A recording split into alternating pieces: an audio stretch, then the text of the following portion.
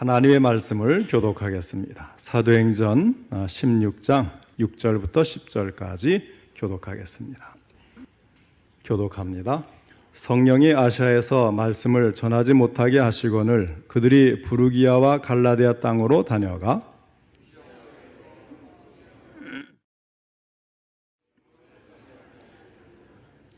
무시아를 지나 드루아로 내려갔는데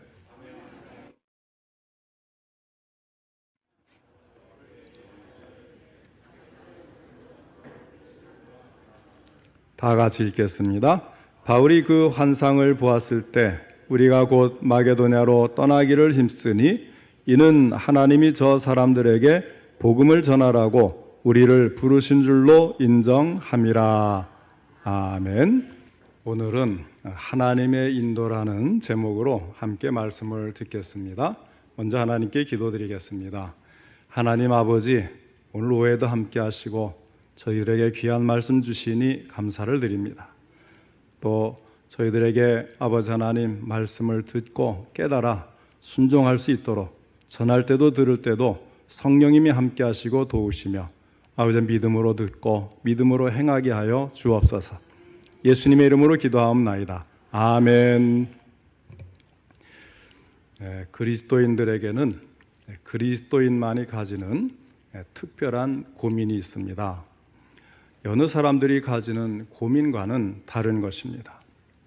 적어도 예수 믿는 사람들의 고민은 그 성격적 차원에서 안 믿는 사람들의 고민과는 질적으로 달라야 할 것입니다. 예수님께서 무엇을 먹을까, 무엇을 마실까, 몸을 위하여 무엇을 입을까 염려하지 말라고 하신 것도 바로 그와 같은 의미에서 주신 말씀인 줄로 믿습니다. 적어도 신실한 그리스도인이라면 다음과 같은 것에 대하여 고민할 줄 알아야 합니다. 첫째로 하나님의 뜻이 어디에 있는지 몰라서 고민합니다. 물론 추상적으로는 하나님의 뜻을 알고 있지요.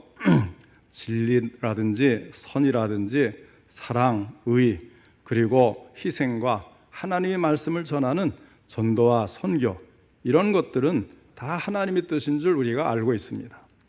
그럼에도 우리가 알지 못하는 것들이 있지 않겠습니까? 오늘 나를 향한 하나님의 구체적인 뜻이 어디에 있는가? 이것을 알 수가 없는 거예요. 가야 합니까? 아니면 와야 합니까? 버려야 합니까? 아니면 취해야 합니까? 이 시점에서 나는 어떻게 해야 합니까?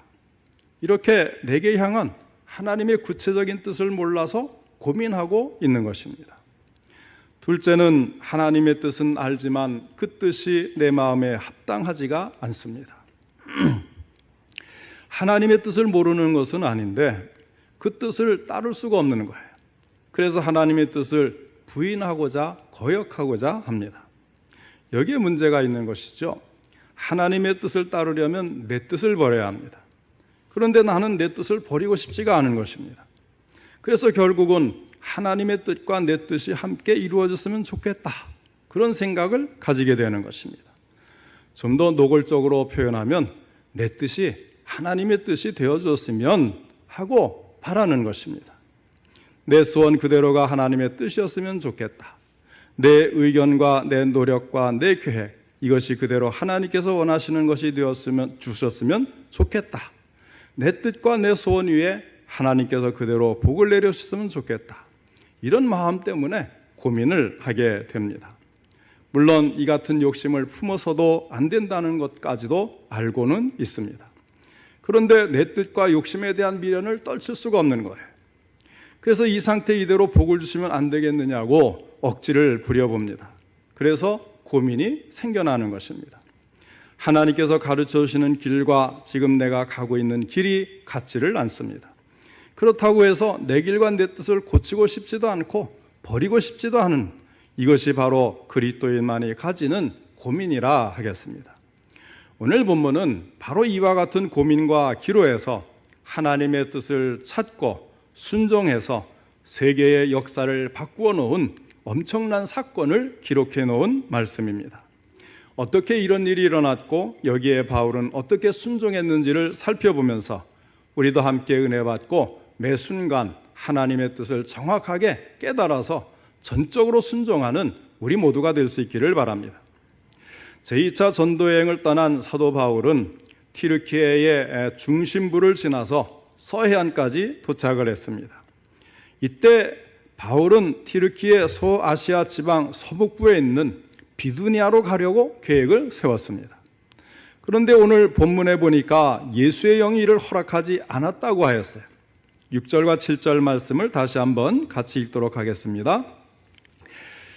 6절, 7절입니다. 시작. 성령이 아시아에서 말씀을 전하지 못하게 하시거늘 그들이 부르기아와 갈라디아 땅으로 다녀가 무시아 앞에 이르러 비두니아로 가고자 애쓰되 예수의 영이 허락하지 아니하시는지라. 아멘.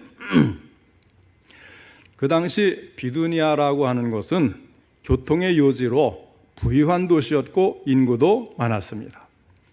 그래서 바울이 그곳에 교회를 세워서 아시아의 복음화 기지로 삼아야겠구나, 이렇게 마음을 먹고 계획을 수립했는데 성령께서는 이것을 반대하셨고 결국 그의 계획은 좌절되고 말았습니다. 그 어떻게 반대했을까? 안 되도록 그렇게 만드신 거죠.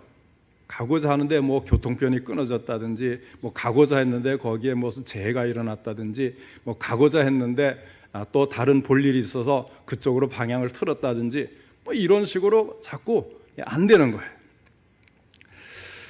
예, 그래서 이제 그가 도착한 곳은 드로아라고 하는 곳이었는데, 자, 이 드로아가 어디냐면요, 여러분 트로이 목마라고 유명하지 않습니까? 그리스와 이제 페르시아의 전쟁에서 트로이에 이제 목마를 두고 그리스군이 떠나고 트로이의 목마에서 군사가 나와가지고 페르시아군을 이제 참 이기는 그런 내용 아니겠습니까?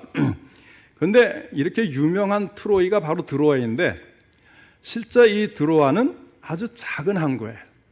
우리가 소설이나 역사의 그 유명한 유명세만큼 큰 항구가 아니고요, 사실은 아주 작은 포구에 지나질 않습니다. 자, 이제 그곳에 드로아에 도착을 해서 바울 사도도 무엇을 어떻게 해야 할지 망설여지는 경우가 되고 만 것입니다. 진로에 대해서 고민하고 있는 사도 바울에게 그날 밤 하나님은 환상을 보여주십니다. 마케도니아로 와서, 마케도니아는 그리스의 북부 지역을 따로 마케도니아라고 부르는 거예요. 자, 마케도니아로 와서 우리를 도와달라는 환상이었습니다. 9절 말씀에 밤에 환상이 바울에게 보이니 마게도냐 사람 하나가 서서 그에게 청하여 이르되 마게도냐로 건너와서 우리를 도우라 하거늘. 비두니아는 아시아였고 마케도니아는 유럽이었습니다. 그래도 유럽의 첫 지역으로 이제 넘어가는 곳이 이제 마케도니아인데, 그 당시에는 비두니아가 훨씬 더 큰 도시였고 복음 전할 대상자도 더 많았습니다. 그러니까 바울의 눈으로 볼 때는 이 비두니아로 가는 것이 최선이고 가장 좋은 길이었다는 거죠. 그러나 하나님께서는 그의 그 길을 막고 작은 도시 드로아에 가게 한 다음에 그곳에서 새로운 비전을 보게 하신 것입니다. 그것이 바로 마게도니아 선교인 것입니다. 유럽으로 가라고 하는 하나님의 뜻이 나타나는 것입니다. 그러면 사도 바울처럼 하나님의 뜻을 찾고 따르는 신자가 되려면 어떻게 해야 할까요? 여러분, 이 바울이 그 환상을 보고 대번에 유럽으로 가라는구나, 갑시다, 이렇게 간 게 아니에요. 그 환상을 보고 이게 무슨 뜻일까? 굉장히 많은 고민을 한 것입니다. 그래서 그 고민을 어떻게 해결해서 하나님의 뜻을 발견하고 갔는가? 지금 우리가 그것을 살펴보자는 거예요. 자, 첫 번째로 그 방법은 하나님의 뜻을 수용하는 거예요. 받아들이는 거예요. 로마서 1장 13절에 보면 지금까지 길이 막혔도다라는 말씀이 있습니다.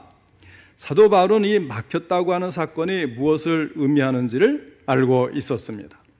로마서를 비롯한 그의 여러 편지에 보면 주의 뜻이면 갈 것이다, 주의 뜻이면 만날 것이다, 주의 뜻이면, 이런 말씀들이 거듭거듭 나타나는 것을 볼 수가 있는데, 그것은 바로 이 의미를 알고 있는 바울이 여기에 이제 그 뜻을 알고 있다는 의미인 것이죠.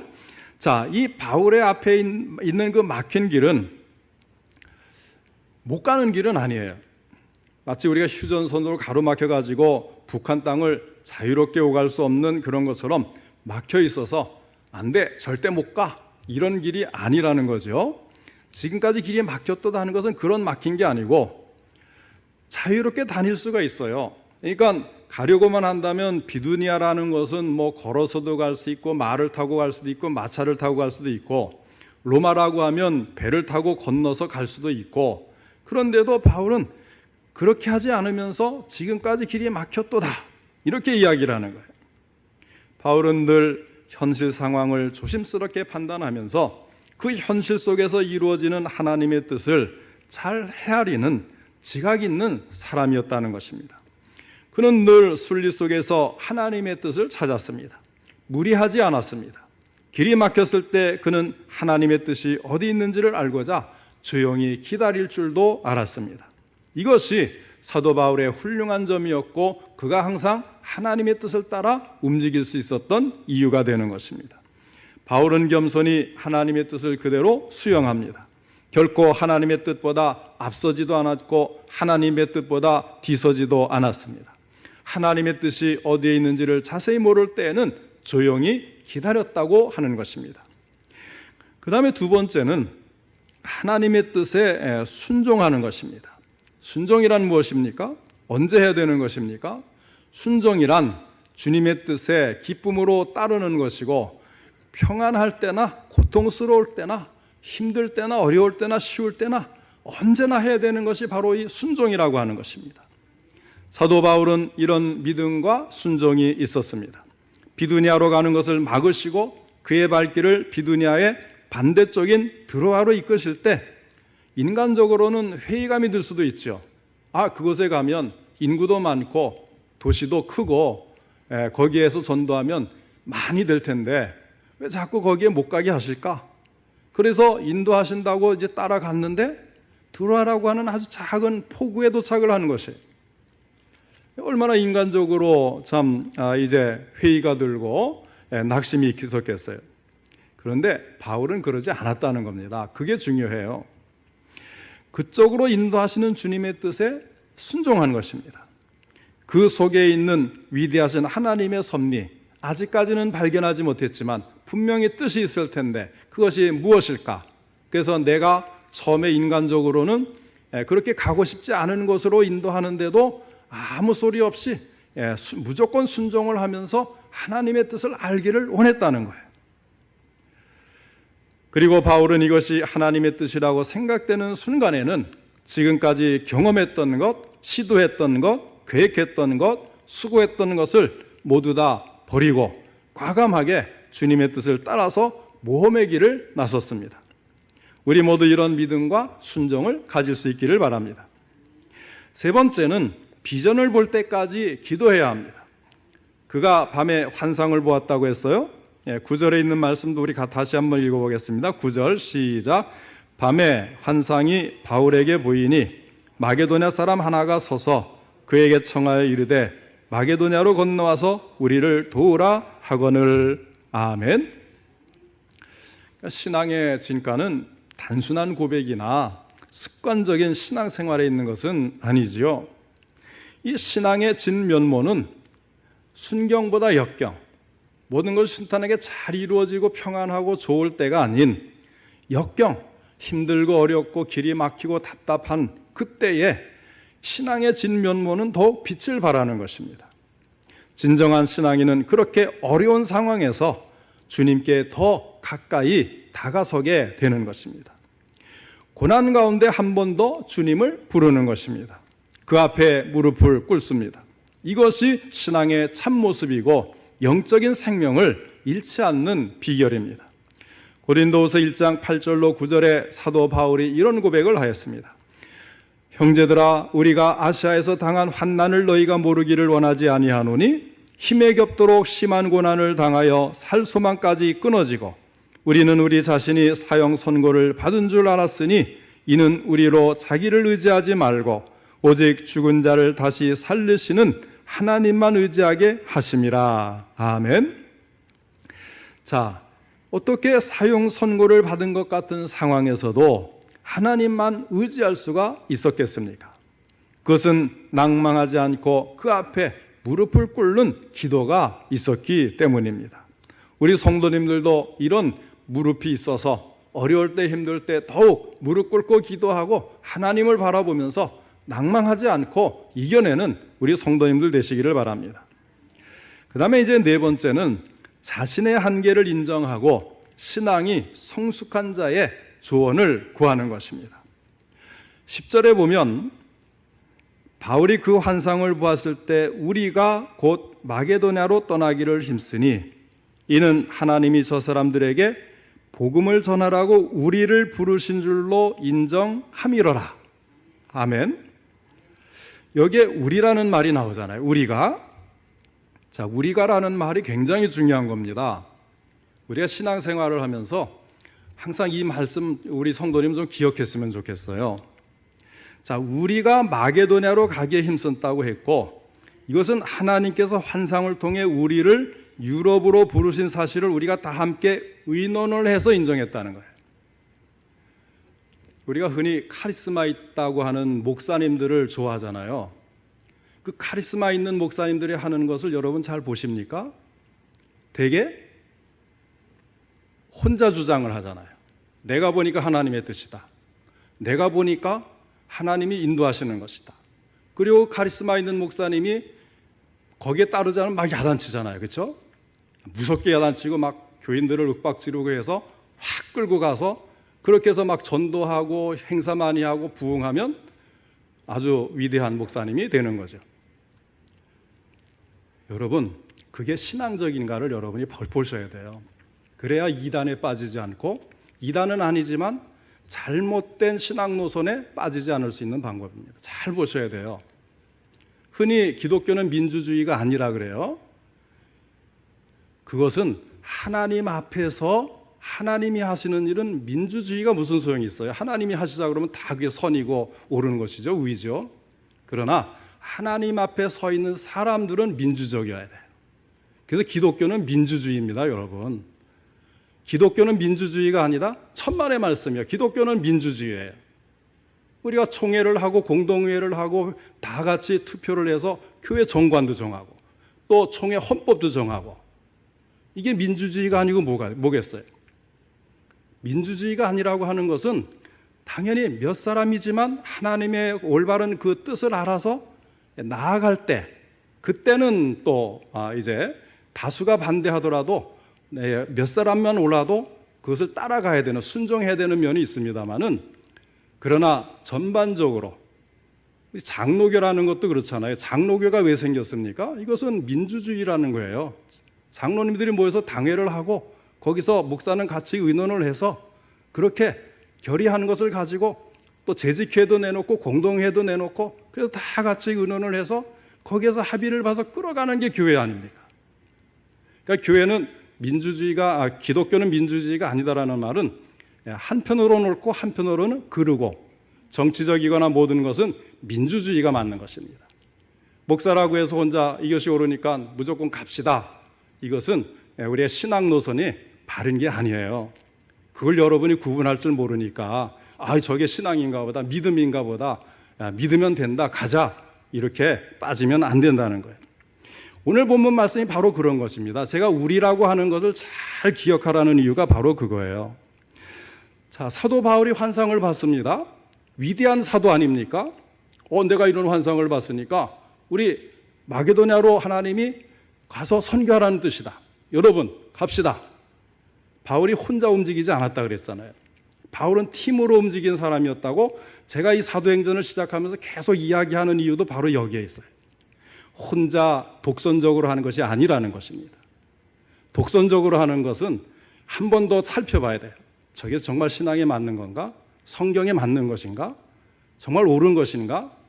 아무리 참 머리가 좋고 훌륭하고 모든 일을 잘해도요, 독선적으로 하는 것은 그건 성경적인가 신앙적인가를 살펴봐야 된다는 거예요.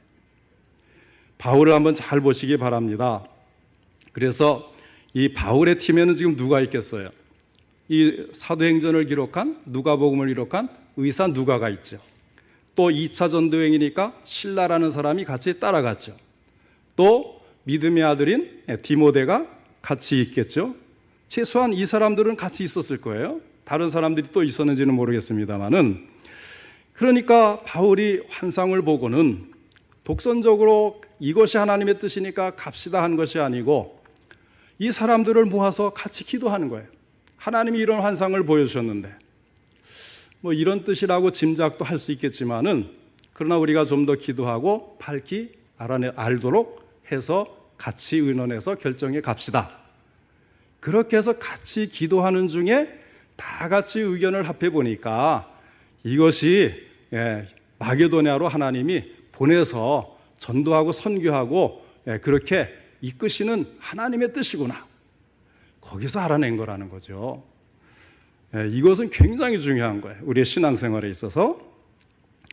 그래서 이 하나님의 뜻을 밝히 알고 하나님의 인도하시는 뜻을 따라서 복음 전도의 방향을 유럽으로 돌리는 일에 바울 혼자가 아니라 그와 함께한 동역자들의 힘이 컸다는 것입니다.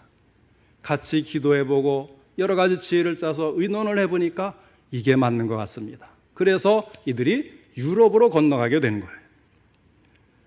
연령적으로나 경력으로 판이한 차이가 있지 않습니까? 누가는 위사로서의 경력이 있는 사람이고 실라는 어떤 경력이 있는지 모르지만 그래도 많이 능숙한 사람일 것이고 디모데는 아주 젊은 사람 아니겠어요? 그러나 그 모든 그 차이를 무릅쓰고 같이 모여서 기도하고 의논하고 홀로 정하지 않고 도움을 받았다는 거예요. 그래서 마침내 하나님의 뜻을 알고 인도하심을 받을 수가 있었다는 사실, 이것은 굉장히 중요한 말씀인 것입니다. 여러분, 하나님의 뜻을 알고 하나님의 인도하심을 받는 것은 이렇게 나 혼자만의 힘이 아니라 믿는 교우들을 통해서 더 확실하게 알게 될 때가 있다는 사실 잊지 마시기를 바랍니다. 그러므로 믿음의 동역자를 귀하게 여기시고 더욱 친밀한 관계를 유지하시고 일이 있을 때마다 함께 기도하고 하나님의 뜻을 알게 해달라고 구해서 같이 지혜를 모아서 그 뜻을 알면 무조건 그때는 순종하고 나가는 거예요. 자, 그러면서 우리가 또 하나 간과할 수 없는 사실이 있는데요. 그것은 하나님께서 사도 바울의 길을 인도하실 때에 사도 바울을 너무나 잘하셨어요. 특히 무엇을 잘하셨냐면 그의 마음속에 있는 영혼에 대한 진실한 사랑을 너무 잘하시기 때문에 그것을 사용하셨다고 하는 것입니다. 사도 바울은 참사랑의 의미가 무엇인가를 알고 있었습니다. 그래서 그는 마케도니아 사람들이 자신들을 도와달라고 하는 환상을 보자 곧바로 그 뜻을 알게 되었을 때, 하나님이 이들의 영혼을 위해서 그곳으로 가서 도움을 주라, 복음을 전하라, 그런 뜻이구나. 여럿이 의논해서 결정을 한 다음에는 곧바로 그곳으로 떠났다는 것입니다. 그는 인간의 구원은 오직 예수 그리스도 안에만 있다는 것을 알았고, 마케도니아인들이 도와달라고 하는 그 설교는 인간적이고 세속적인 도움이 아니라 죄에서 구원을 바라며 부르짖는 영적인 절규라는 것을 알았습니다. 그래서 그는 그것을 알자마자 이제는 더 이상 시간을 지체하지 않고 곧바로 유럽으로 건너간 것입니다. 사랑하는 성도 여러분, 우리도 이런 영혼의 외침을 들을 수 있는 귀를 가져야 하겠습니다. 이런 귀는 구원의 소중함을 아는 사람만이 가지는 귀입니다. 육신을 사랑하고 물질로 돕고 딱한 사정을 동정하고 그래서 예수의 이름으로 많은 사람들을 돕는 것 물론 중요합니다. 교회가 하고 성도들이 해야 될 일이에요. 그렇지만 그보다 더 중요한 것은 영혼의 절규를 듣고 그를 위해 헌신하는 것이 더 큰 사랑의 실천이라고 하는 것입니다. 이런 큰 사랑의 실천자만이 하나님의 인도하시는 음성을 들을 수 있고 어떤 역경도 최선으로 바꿀 수가 있습니다. 혹시 우리 성도님들이 무엇을 하시고자 할 때 하나님께서 길을 막으시는 것이 있으십니까? 그렇다면 반드시 다른 길을 열어주실 줄로 믿으시기를 바랍니다. 하나님께서 문을 닫으시면 반드시 다른 문을 열어놓고 계시는 거예요. 이것을 우리가 알아볼 수 있어야 되는 것입니다. 사도 바울은 그 점에서 대단히 민감한 사람이었습니다. 영적인 자각이 있었습니다. 물론 그는 노력과 수고를 아끼지 않는 정열적인 실천적인 사람이었습니다. 그러나 그보다 바울은 영적인 감각을 가지고 있었기 때문에 이 문이 닫힐 때는 어느 쪽 문이 열릴 것인가, 이 길이 막힐 때는 어느 쪽 길이 열릴 것인가, 이렇게 하나님의 뜻을 볼 수가 있었던 것입니다. 그리고 나서야 새로운 결단을 내렸습니다. 그때 하나님은 비전, 환상을 보여주셨고 그는 지금까지 애쓰고 계획하고 노력했던 것들을 다 포기하고 큰 모험의 길을 새로이 나설 수가 있었던 것입니다. 사람은 자기가 생각하는 소원과 계획을 가지고 그것을 이루기 위해서 최선을 다하면서 성공적인 삶을 살기를 소원합니다. 그러나 때로는 그와 같은 인간의 계획이 아무리 간절해도 하나님의 계획 앞에 뒤로 물러날 때가 있는 것입니다. 그럴 때는 실망보다는 오히려 항상 최선의 길로 인도하시는 하나님을 믿고 그분의 뜻을 알려고 노력하고 알게 되면 순종하여 실천하는 것이 중요한 것입니다. 사도 바울은 그렇게 하였고 그래서 그는 복음으로 로마를 정복하고 세계의 복음화의 위협을 달성할 수가 있었습니다. 사랑하는 성도 여러분, 어떤 역경에서도 낭망하지 마시고 그 가운데서 하나님의 뜻을 구하시기를 바랍니다. 그리고 알려주시는 하나님의 은혜를 힘입어서 그 뜻에 순종하여 하나님께서 주시는 보다 더 큰 인생을 살아가는 우리 모든 성도님들 되시기를 주님의 이름으로 축원합니다. 기도하겠습니다. 사랑과 은혜가 풍성하신 하나님 아버지, 늘 우리를 살피시고 친히 인도하여 주시는 주님께 감사를 드립니다. 하나님 아버지, 주께서는 우리를 지도해 주시고 인도하시기를 원하시지만 때로는 우리가 주의 음성을 듣지를 못하고 주님이 하시는 일을 알아보지 못하고 아버지 하나님, 우리 자신의 계획과 우리 자신의 힘으로 아버지 하나님 참으로 홀로 분투하며 아버지가 힘들어할 때가 얼마나 많은지요. 그러나 주님, 다시 한번 주님께로 우리의 눈을 돌리고 우리의 모든 영적인 감각이 깨어 있어서 하나님께서 하시는 일을 알 수 있고 볼 수 있게 하여 주시옵소서. 주님이 인도하시는 그 길로 따라갈 수 있도록 우리의 영적인 지각이 있게 하시고 성령께서 우리를 붙잡아 이끌어 주시기를 간절히 바라고 합니다. 때로 힘들고 어렵고 아버지 하나님 앞길이 막혀 답답할 때에도 낭망하지 아니하고 기도하며 하나님의 뜻을 찾을 수 있는 우리 성도님들 되게 하여 주시옵소서.